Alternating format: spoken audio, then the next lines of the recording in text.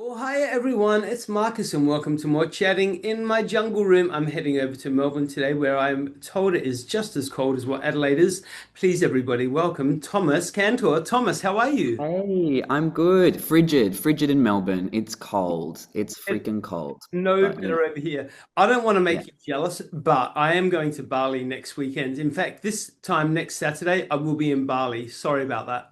Well, you've succeeded in making me jealous, so thank you. Yay. Hey, I want to say congratulations, first of all, because clearly you've just wrapped up. It was a couple of weeks ago now. You wrapped up your gig at the Adelaide Cabaret Festival, your debut at the Cabaret Festival. The show was amazing, absolutely incredible. Of course, we're talking about Sugar. How was that for you? It was pretty spectacular. It was pretty special. Debuting this cabaret, this version of the cabaret. I'd done a version of it at the Melbourne Fringe Festival last year, but we really put a lot of work into developing it, songs, story, you know, the whole performance for the Adelaide Cabaret Festival, which is one of the big. I think it is the biggest cabaret festival in the world. Absolutely. So it was pretty, yeah, special to be received so warmly. Incredibly kind audiences, or they seemed to love it. So that was a really, really yeah, like special thing to experience as a solo performer to come out to a crowd that is just ready to love you and was so warm in their reception and seems to really understand all the references and yeah, love the songs. Yeah, very, very special moment in my life, actually. It just really hit the mark, 100%. You know, obviously the cabaret, and you would know this now, the cabaret audiences are vastly different to the fringe audiences. The Really. cabaret audiences, you get a lot more of the theatre folk coming along as well. And I did say Mhm. this in the review that I wrote on this show, that looking around the space that night when I came to see it, the diversity of people watching your show was huge. You know, both male, female, age brackets, you know, cultural, everything. And to see everybody absolutely enamored in your show is like credit to you. Absolutely. Thank you. I think it's kind of struck a really interesting chord because people who don't know much about the idea of what it is to be a sugar baby, whoops, someone's just trying to call me. Goodbye, go away. Will go, oh, what's this about? Yeah. Younger people will go, that sounds like a really fun premise. Like, I think there's just like, there's an interest in the texture of the whole world, which seems to really resonate with people who are interested but aren't really sure what to expect. And then they come and then they get this kind of intersection of theatre and cabaret and comedy and music and musicianship. And it's just like we try to keep it really, really interesting and diverse in the storytelling approach, as well as in the story. So yeah, yeah, it seems to be striking a chord with everyone, which It is so totally great. is. Well, and you know, Mm. you just touched on something there. I mean, you're well over a triple threat. I don't know if it's a quadruple threat, maybe even, because you do sing, you do dance, you do act, but you also play instruments as well, tremendously. And you know, on the night there was obviously the piano, the keyboard, and also but was it the bass? No, the violin. Cello. The cello, there we go. I had it Yeah. close. It was some string It instrument, was you one know. of the big strings, I yeah. do my And also best. a little surprise ukulele moment in there too. Rock and There we roll ukulele, yeah. So a talented human being, which, you know, goes far, doesn't it?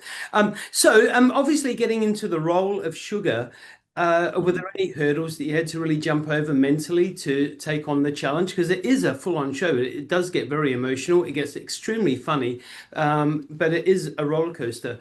What did you have to go through to mentally prepare yourself? Well, it's a pretty vulnerable space because a lot of what I'm presenting is myself, and a lot of what is in the story is exaggerated versions of myself or experiences. So that kind of like bare raw format is taxing, and it's also taxing in the sense of just like going out there just by yourself without a support network on stage around you. I'm an actor first and foremost, and I love in acting, connecting with other actors, looking at people in their eye. If someone drops the ball, someone else picking it up. So you kind of, in this setting, have to do all of that for yourself but you kind of make the audience your conspirator or confidant in that process. But it is, yeah, I guess I just try to like really, really get my energy up right at the start of the show, because you've got to, if you don't land those first moments, it's just like feels like such a slog to get back there. And then I guess it's just about feeling really confident in the story that I'm telling. And then I can ride the wave of that emotional journey, which I kind of just get taken on by strapping into the story. And then I can come out the other side and the show finishes with a more kind of joyous, if not a little bit melancholic moment, that kind of just helps me package that whole thing. And then I can walk off the stage and feel like I've completed the journey for myself. And I find the kind of moment at the end with an audience to bow and just, take that in is also a really pivotal moment in letting go of the story, coming back to myself. I'll listen to a bit of music at the end that's like less in the world of sugar to just kind of drop me back into me as well. So yeah, it's quite a process. So many highlights during the entire performance. One of the things that really stood out for me was that stripped back version at the piano of Kylie's On a Night Like This. Epic. Yeah, it's a lot of fun. And that's something that the night that you came was the first night that I'd done that kind of, it's a bit raunchy, not to give too much away, but that version is really fun. So I'm glad There's a whole disrobing that occurs during the show, and we're not talking, obviously physical attire, but there's a whole disrobing of a human being during the course of this hour-ish show. So just incredible. I mean, obviously the director, Kitan Petkovski, Kitan Petkovski. right? I mean, what a team. Hey, obviously now off to Edinburgh Festival to the UK very soon. So I mean, that's going to be great. That's your debut over there. So good luck with that one. But let's move on to some other bits and bobs really quickly. What's the biggest lesson that you've learned in the entertainment industry so far? Wow, what a question. You come up against a lot of rejection, like at a whole lot of different points in your career, and the bar or the line that you're kind of striving towards keeps changing as like certain knockbacks will hit you really hard, but inevitably kind of open the door to where you're meant to be. So, I had some like really, really like big musicals, for example, that I was dying to be in and that I got really far in the process of, and then didn't end up going my way. But without those things having not gone my way, it wouldn't have opened me up to the opportunity to work with Kitan Petkovski, this director, on an incredible 7-hour play, The Inheritance, that then opened up the Melbourne independent theatre scene to me and opened up this working relationship with this amazing director. And it's just kind of like these sliding doors moments are what the industry is. And it can be really, really hard in those moments where you get told no so many times for things that you have in your head. You go, oh, that was meant to be mine, but it wasn't. It was meant to be someone else's. And so that's just a lesson that I keep learning. But yeah, just to kind of like have confidence in the journey and know that if you keep pursuing this thing, it might not come through in the ways that you had anticipated, but in new, potentially more exciting and more truthful ways that like will really suit yourself. The more you can be yourself, the more these opportunities will line up with who you are. I like that. That's really cool. And I mean, that can apply to pretty much anything in life, really, can't it, Thomas? Yeah, totally. Hey, so what would be one of your proudest moments so far? Well, sugar, actually, this last little bit, just knowing that it's all me up there. I've got an amazing team around me who have helped me get to this point, but like kind of just the dread and the fear in the moments before, but then the ecstasy and jubilation at the end of a show, just like the pride in my ability to have got through this hour and a bit of just soul bearing truth, like all of the instruments and the singing and everything. It's like, it's hard. So it's pretty amazing. have been able to do that and to be sharing that with the world now. I'm very proud of it. And look, to be honest, the dread and the fear could come down to the simple fact that your heels are that big during the show. How you don't fall off that stage, I don't know, Thomas. It's a mystery, and honestly, I was doing a show recently which had like this like aperture at the front of the stage, and I wasn't in the heels, but I had my co-star sitting on my shoulders with her, like womanhood in my face in this comedic moment, but I'm blind, I can't see, and I did go over the front edge holding her into the audience, but somehow managed to like catch her back onto myself, and we just kind of were like on the ground like, oh my God, did that really just happen? So hey, never say never, and if it does happen now, I'm going to blame you. Okay, well, everyone just get your phones out.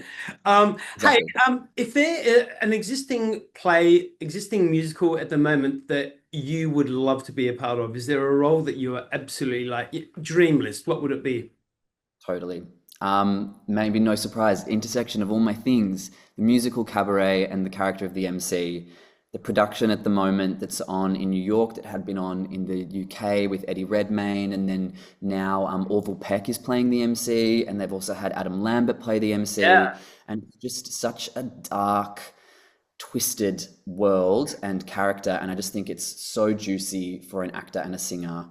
It's camp, but it's also just the darkness of the story, and that vehicle of a person kind of going through this really, really twisted moment in time and kind of like losing themselves is a beautiful thing as an actor. I love playing characters who are super flawed or who have a dark past or are like dealing with their trauma in a messy way. That I find really exciting.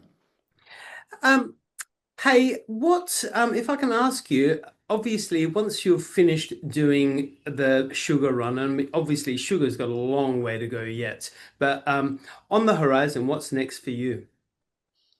Currently, it's sugar. Sugar is like we've got some newly announced programming that I can't announce yet. Well, it's not yet announced, but it's in the pipeline. And yeah, I've got another cabaret in the works. You're always like getting something ready for the next thing, which I'm really excited about. And otherwise, I'm doing what all the other actors are doing, and I'm auditioning for all of the things, the stage and the screen. And yeah, you kind of never know what your next year is going to look like until sometimes like a few weeks before, and then it's like, okay, now I'm working for the next 6 months. So you've got to kind of be ready for that lifestyle, be ready to jump back into ushering or cafe work or whatever it is that you do to tie yourself across. You got to pay those bills. Exactly. Yeah. Get a sugar daddy. Hey, maybe that's Hey, come on. Yeah. simple answer. I mean, have you seen the show? Come on. Yeah. Hey, so I was going to say to you, like, how important is a show like Sugar? There's obviously a lot of messages in that show. How important is it, to tell the story? I think it's vital, especially in this political global climate that we're in right now, to platform a story that is about a genderqueer young person trying to make their way through the world, trying to understand how to exist, how to be themselves in the face of capitalism, in the face of queerphobia. I think it's vital. And I think also the ability to still laugh in that landscape and have these, moments to escape, but also reflect. It's why I love theatre. It's why I love this art form. It's just, you can be incisive and at the same time bring a lot of joy, and create a beautiful, safe, held space for community. I think it's totally vital. In your opinion, Thomas, how do we make the world a better place? What do we need to do to bring back the joy in this crazy bonkers world that we're living in? Yeah, I think we could all have a little bit more grace for each other. Like, I try to be understanding and tolerant and like just like laugh with anybody. And like, I think that's again what theatre does, is it like opens the door to anybody to come in. And if we can all just kind of come together and share our lived experiences truthfully with each other, then you would kind of what's the word? You know, like it stops being so foreign, these ideas that you might think are taboo or not for you, and like just being able to like commune with people from totally different perspectives, backgrounds, communities, politics. Like I want to have people see this show who were really conservative and transphobic so that they can go, oh, this person is a human being and they're not so different from me. I think we get so polarized, and we could learn a lot from each other rather than just being at odds with each other. Yeah. Thomas, not only are you an extreme talent, you're also a beautiful, beautiful human being.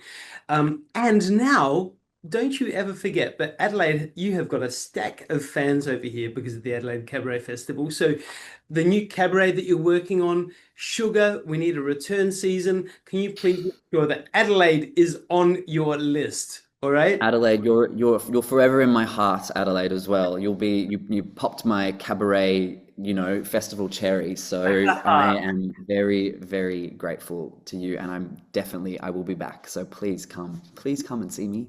It's seven now. This is videoed. You cannot take it back, Thomas. Don't make me put it out there. Hey, all the best with the Fringe in the UK, with Sugar, of course. I hope it goes extremely well.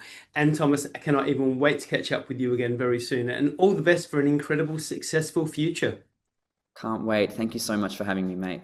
My absolute Mwah, pleasure. mwah. Thank you. Big love. Bye. Good love.